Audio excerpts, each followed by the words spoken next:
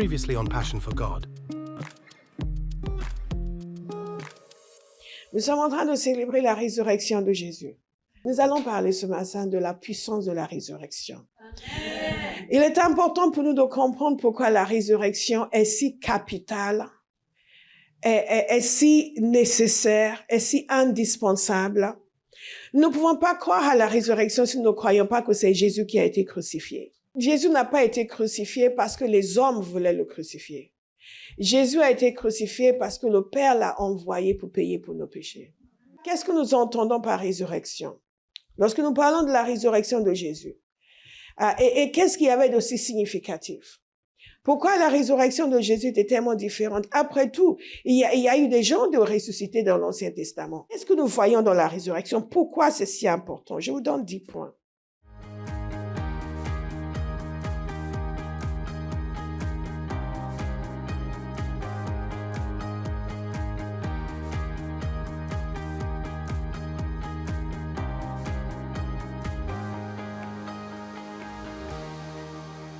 Par la résurrection de Jésus, tout ce qu'il a dit lui-même a été validé. Dans Matthieu 28, après sa résurrection, l'ange a parlé aux femmes. Remarquez ce que l'ange a dit. Il est important pour vous de savoir que Jésus n'a pas menti.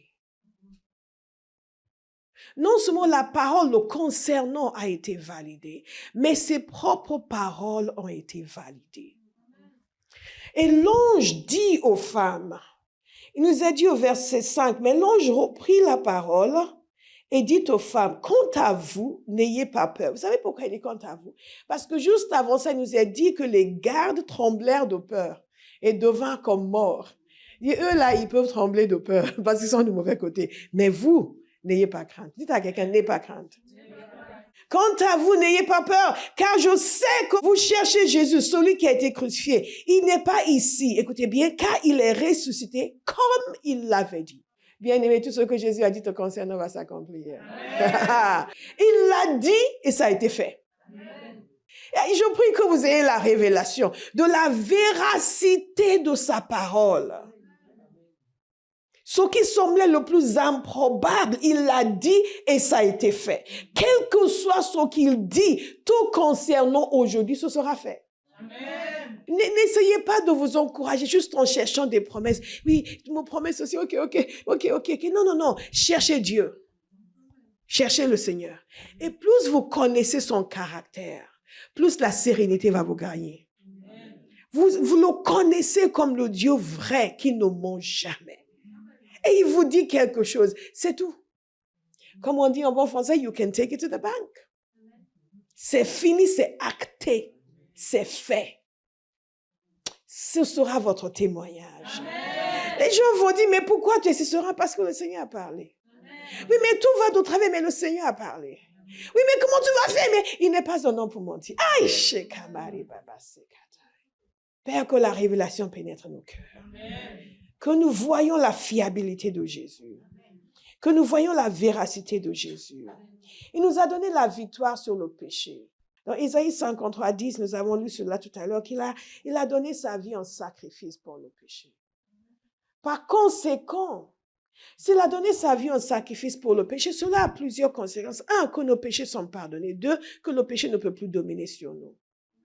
Donc, un chrétien ne peut plus dire, mais je ne pouvais pas m'en empêcher. Dites à quelqu'un, tu peux t'en empêcher. Parfois, ça va demander une certaine consécration dans la prière. Parfois, ça va demander que la personne passe par la délivrance parce que ses esprits ont pris trop de place en lui. Parfois, ça va demander un certain engagement dans la parole, mais il n'y a rien dont un enfant de Dieu ne peut pas être délivré. Aucun péché si terrible que nous sommes, je ne peux pas m'en empêcher, je ne sais pas ce qui m'arrive, quelque chose prend ma main. Tu as autorité sur ce quelque chose. Il s'est donné en sacrifice pour le péché. 5e point. Le 5e point, c'est que, j'ai commencé à en parler tout à l'heure, qu'il a accompli parfaitement notre salut. Il nous a justifiés. Par la résurrection, nous avons été justifiés. Nos péchés ont été pardonnés à la croix. Mais par sa résurrection, nous avons été justifiés. Une chose, c'est que votre péché soit pardonné. Autre chose, c'est qu'on vous déclare non coupable. Vous me suivez? C'est un peu comme notre image de tout à l'heure. Je reviens vers lui, je dis, OK, je te demande pardon, ma bien-aimée. Et je t'ai un peu frappé, je t'ai roudoyé. J'ai pris ta belle veste rouge et même tes cahiers étaient notes. Je t'ai frustré dans ton élan de prendre des notes copieuses pendant que Pasteur Bola prêchait et donnait la révélation. Donc, je viens te demander pardon. Elle me dit, OK, c'est pardonné. Qu'est-ce qu'elle a fait? Elle m'a pardonné. Mais si elle me dit, mais non, quelle veste? Non, non, je n'ai rien fait. Non, moi, je n'ai pas de souvenir. Quel mal. Écoute, vraiment, elle choisit de dire que non, il n'y a pas de pardon. Non, c'est fini. Donc, le pardon est déjà accordé. Mais il n'y a rien, absolument rien. Absolument rien. Ça, c'est quelque chose dont les êtres humains ne sont pas capables. Parce que nous avons des mémoires longues. La justification, c'est quelque chose qui est difficile pour les humains, mais Dieu l'a fait. Qu'est-ce que ça veut dire? Qu'il nous a déclarés non coupables. Donc, si je viens le voir pour dire, Père, cette fille, je la connais. Avant sa conversion, c'était une voleuse. Donc, à cause de ça, elle ne peut pas chanter à la louange. Oui, mais elle vole. Non, elle ne vole plus. Non. Mais elle avait volé par le passé. Vous savez ce que Dieu va me dire? Il a déclaré non coupable.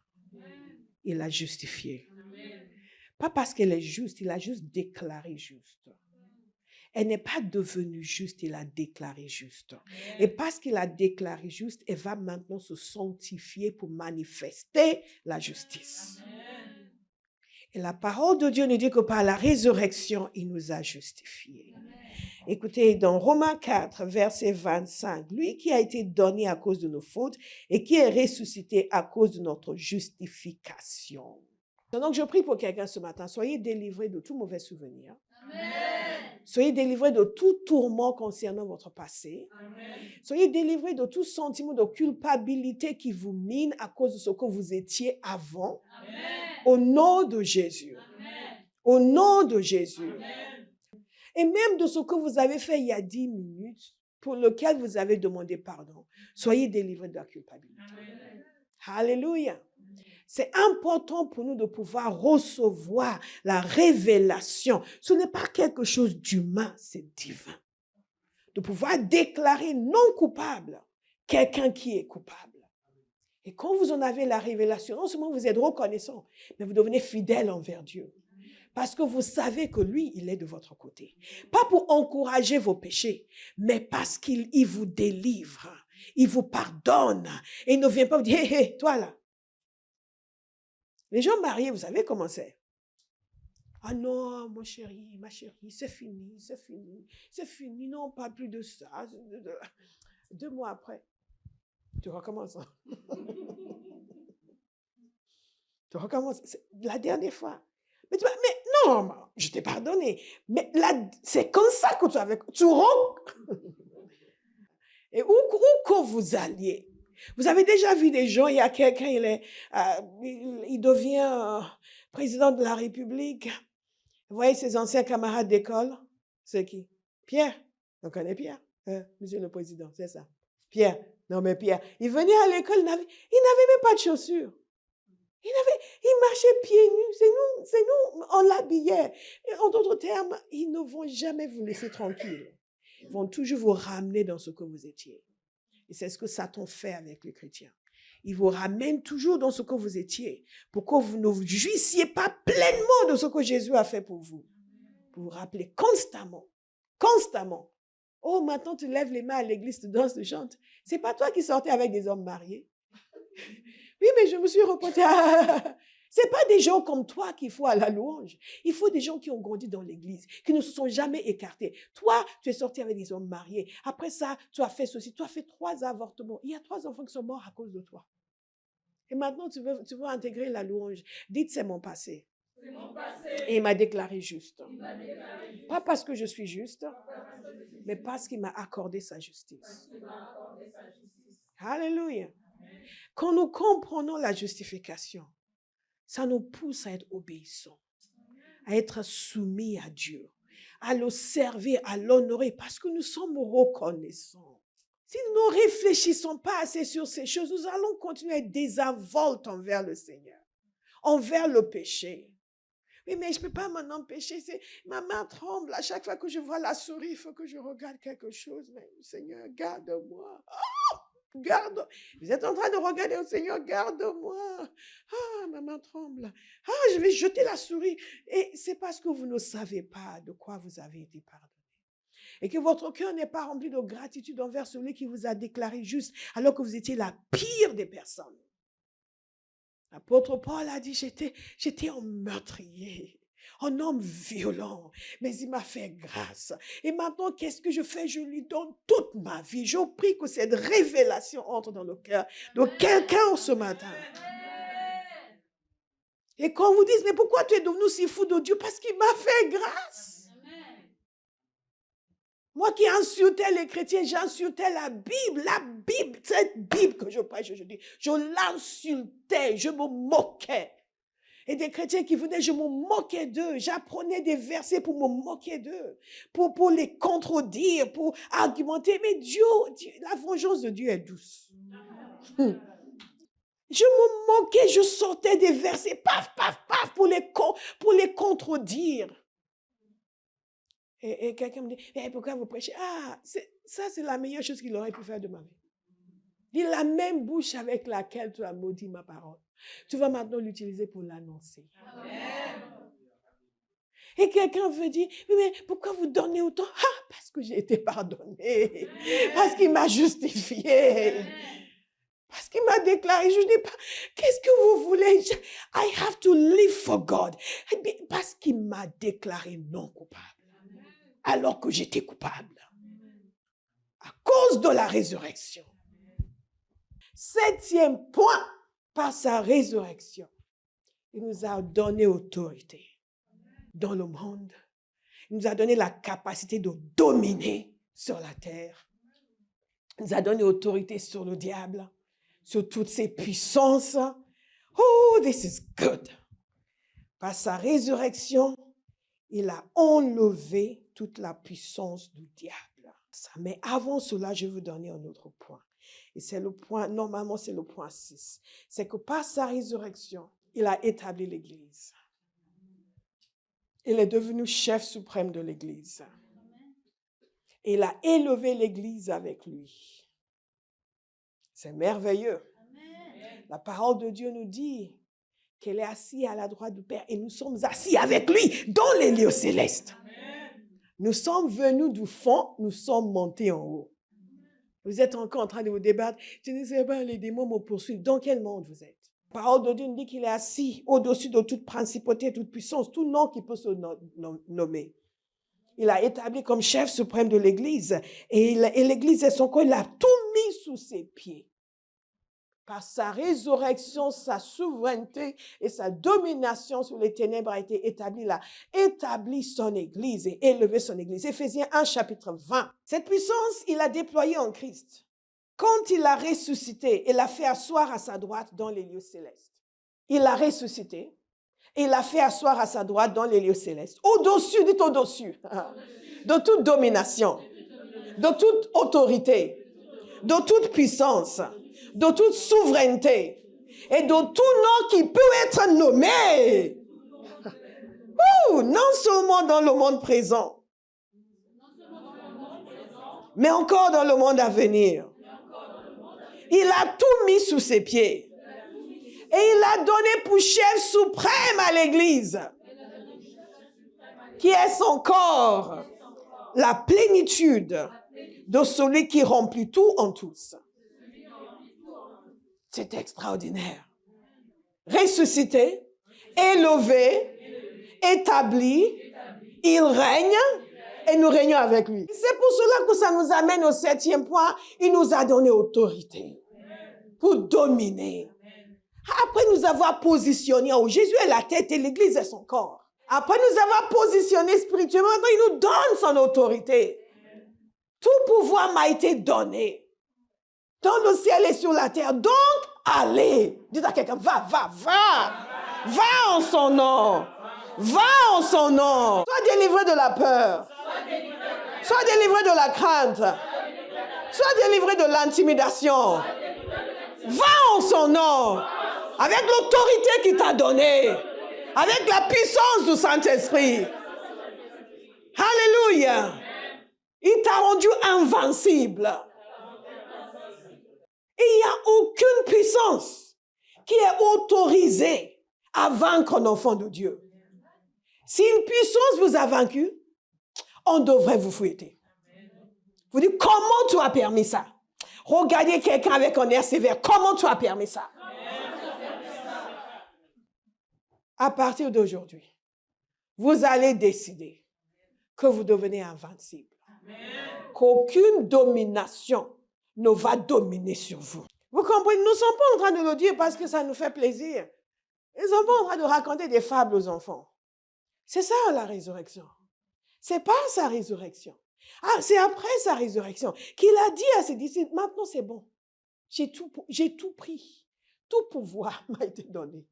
J'ai tout conquis, j'ai tout raflé. J'ai dépossédé les ténèbres. Et il pensait qu'il ne savait pas ce qu'il faisait parce qu'il est allé à la croix. Il pensait qu'il était faible. C'est pour ça qu'il dit que si les princes de ce monde avaient su, ils n'auraient pas crucifié le Seigneur de gloire. Mais Dieu est le plus fort. Il est toujours le plus futé. Quel que soit ce que l'ennemi pense qu'il est en train d'accomplir dans votre vie, Dieu a quelque chose qui va le mettre en totale confusion. Si vous coopérez avec le Seigneur. Je le dis à quelqu'un aujourd'hui, ce n'est jamais trop tard. Satan ne peut pas aller tellement loin dans ta vie qu'il n'y a pas d'issue possible. What? Dites, je règne avec Christ. À partir des lieux célestes. Et j'exerce ma domination. Alléluia. Je suis toujours émerveillée. Vous connaissez le témoignage de Béa? La délivrance qu'elle avait eue quand elle s'est convertie. Comment Dieu est intervenu merveilleusement dans sa vie. Tous les démons qui l'ont quitté. Dès lors où vous devenez enfant de Dieu, il y a quelque chose qui est mis sur votre tête, défense de toucher. Le problème, c'est que parfois nous-mêmes, on l'enlève. Donc, remettez-le en place. Défense de toucher. Je dis toujours, arrêtez de surestimer ce que Dieu vous demande et de sous-estimer le prix que vous allez payer auprès de Satan pour votre désobéissance. Au contraire, considérez que tout ce que Dieu vous demande est plus que raisonnable. Donc, il vous demande de faire, oh, je le fais, Seigneur. Oh, je le fais. Parce qu'il est votre protecteur. C'est la seule personne dont vous avez besoin dans votre coin, comme on dit. Vous savez, les boxeurs, ils ont leur coin. Et il y a toujours quelqu'un qui est avec eux, qui les aide. Et c'est Dieu qui est dans votre coin, vous. Ah. Et si vous êtes en phase avec lui, il vous dit de monter, vous montez. Il vous dit de descendre, vous descendez. Il vous dit de danser, vous dansez. Il vous dit de vous asseoir. Il vous dit d'obéir, vous obéissez. Il dit fais, ne fais pas, ne fais pas. Et vous suivez. Et quelqu'un va venir pour dire, lui là, qui est-il? Et la puissance de Dieu va se lever à l'intérieur de vous. My God. Ils vont se dire, mais c'est quoi ça? C'est quoi ça? Il y a des dimensions en esprit qu'on n'a pas explorées. Beaucoup de chrétiens n'ont pas exploré parce qu'ils passent leur temps à se débattre contre le Seigneur. Oui, je sais, le Seigneur me dit de faire, mais je ne sais pas, je les regarde. Have you been smoking something? Dieu te demande de faire, saute sur l'occasion. Dis, Seigneur, c'est tout? OK. Et j'ai fini. Tu as autre chose? Tes désirs sont ma volonté. Quand nous avons le discernement spirituel, nous comprenons que vis-à-vis de Dieu, c'est oui et amen. Yes, Lord. Yes, Lord. Yes, Lord. Yes, Lord. Yes, Lord. Avant même qu'il ne le dise, c'est yes, Lord. Yes, yes, yes, yes. Tu es mon bienfaiteur. Tu ne peux pas me vouloir du mal. Quant à l'autre, quand il va essayer de venir par ici, il va savoir que Dieu a pris toute la place. Amen. La seule chose qui amène l'ennemi à s'acharner contre nous, c'est notre désobéissance envers le Seigneur. Parce que dans le monde spirituel, on voit tout. Ce n'est qu'ici qu'on ne voit pas tellement. Et de temps en temps que je prophétise sur les gens me regardent. Comment vous savez? Mais on voit tout dans le monde spirituel. Quand Dieu a envie de révéler, il révèle. Mais ce que les gens ne savent pas, c'est que l'ennemi voit tout. Il sait qui est qui. Il sait qui est tiède et qui n'est pas tiède. Il sait qui est obéissant et qui n'est pas obéissant. Et dès lors où vous êtes désobéissant, il dit, ah, lui là, ça va marcher. Lui là, ça va marcher parce que sa défense de toucher là est un peu bancale. Donc, ça va marcher parce qu'en plus, s'il n'obéit pas à Dieu, sûr et certain, n'a pas la révélation de la grandeur de Dieu. Parce que s'il avait la révélation de la grandeur de Dieu, il serait plus obéissant. Donc, il n'a pas la révélation. S'il n'a pas la révélation de la grandeur de Dieu, il n'a certainement pas la révélation de son autorité. Donc, on va aller s'acharner. On va aller s'acharner. Et de temps en temps, même quand vous marchez droit, il va quand même venir tester au cas où il y a une faille quelque part qu'il n'a pas vue.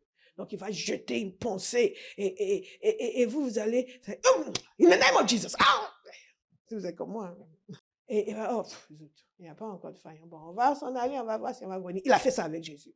Il est venu le tester, il est parti et il prévoyait de revenir un autre jour. Et il pensait qu'avec la croix, il avait trouvé. Si les princes de ce monde avaient su, il n'aurait pas conservé le Seigneur de gloire. Mais s'il vient jeter une pensée et que vous êtes là, et que vous commencez à... bon, non, mine de rien. Hein, et là, yes, il va faire entrer quelque chose. De vos propres mains, vous allez commencer à enlever le défense de toucher. Vous les enlevez jusqu'à ce que vous disiez, viens. Et ça se nourrit. Après, ça s'amplifie, et ça s'amplifie, et ça s'amplifie. Mais Jésus vous a donné autorité. Donc dites maintenant, stop au nom de Jésus. Stop au nom de Jésus. La parole de Dieu nous dit clairement qu'il a détruit la mort et la tombe. Il nous a donné la victoire. Il est sorti victorieux. Et sa victoire est notre victoire future.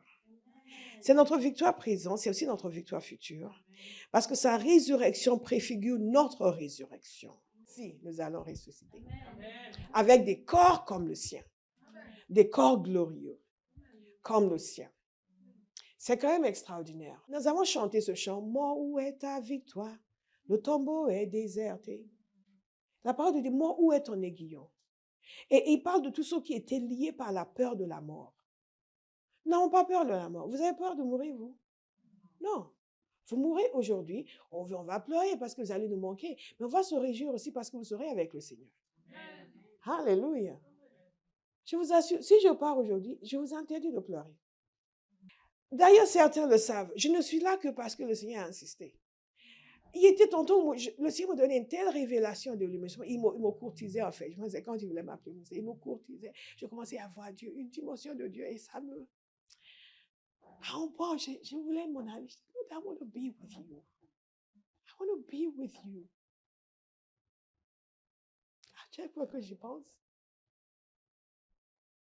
je ne vais pas entrer dans les détails. Mais nous avons fait un marché. Si je reste là, Père, c'est parce que tu vas utiliser ma vie. Dieu peut se révéler à vous au point où vous perdez la saveur de tout le reste. Le problème que nous avons, c'est que nous aimons trop tout le reste et pas assez le Seigneur. Mais je prie que quelqu'un aujourd'hui, Dieu dans sa miséricorde vous ouvre profondément les yeux. Amen. Pour le voir dans sa splendeur. Amen. Pour comprendre la gloire du Christ. Et que tout son être soit embrasé pour Jésus. Et que plus jamais ce monde ne va vous attirer au point où vous serez prêt à délaisser le Seigneur, ou à monnayer votre engagement, ou à ralentir dans votre marche avec Dieu, ou à mettre quelque chose, quoi que ce soit, à sa place.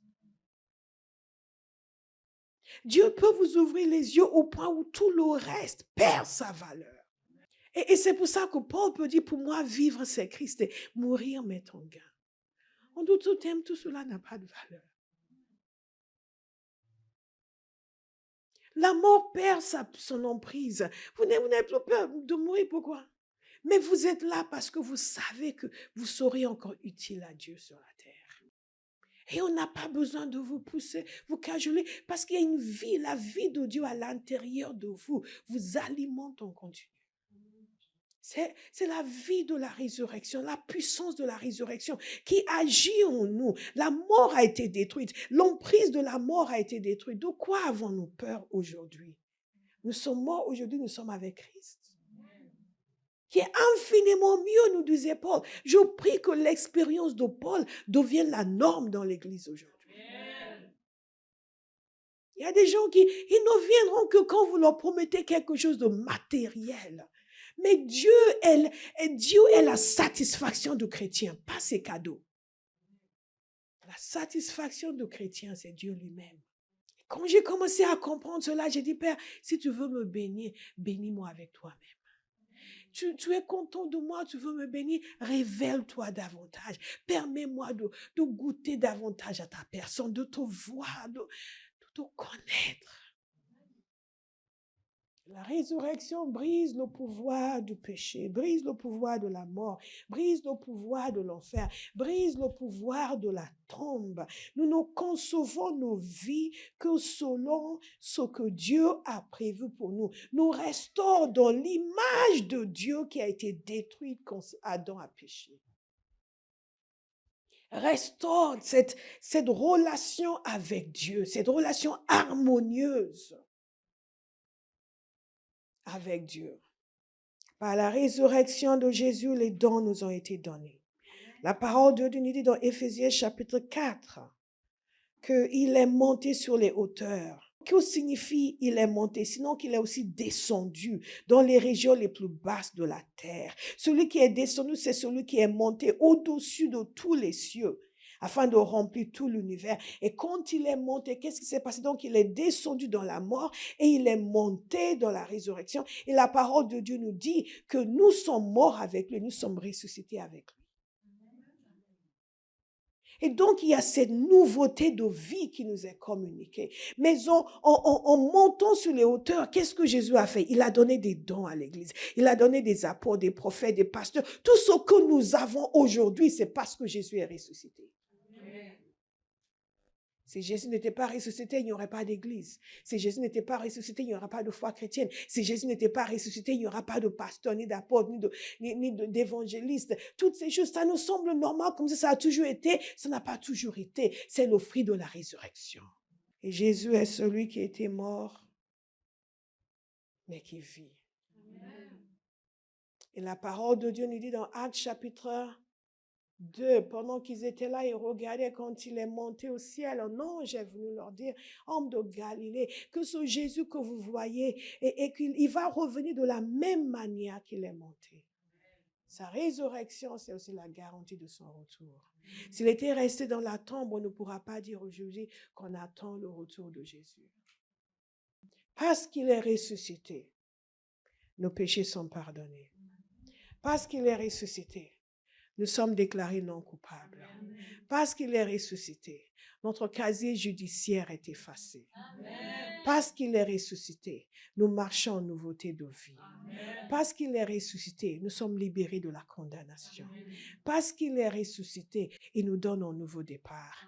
Parce qu'il est ressuscité, nous sommes réconciliés avec le Père. Parce qu'il est ressuscité, nous avons la paix et la joie dans le Saint-Esprit. Parce qu'il est ressuscité, nous sommes remplis du Saint-Esprit. Dieu vient demeurer en nous. Parce qu'il est ressuscité, nous avons la capacité de communiquer librement avec Dieu, d'avoir accès à lui. Parce qu'il est ressuscité, la puissance des ténèbres est brisée sur nos vies. Parce qu'il est ressuscité, nous avons autorité sur les puissances des ténèbres. Parce qu'il est ressuscité. Quelqu'un va se lever et remercier le Seigneur.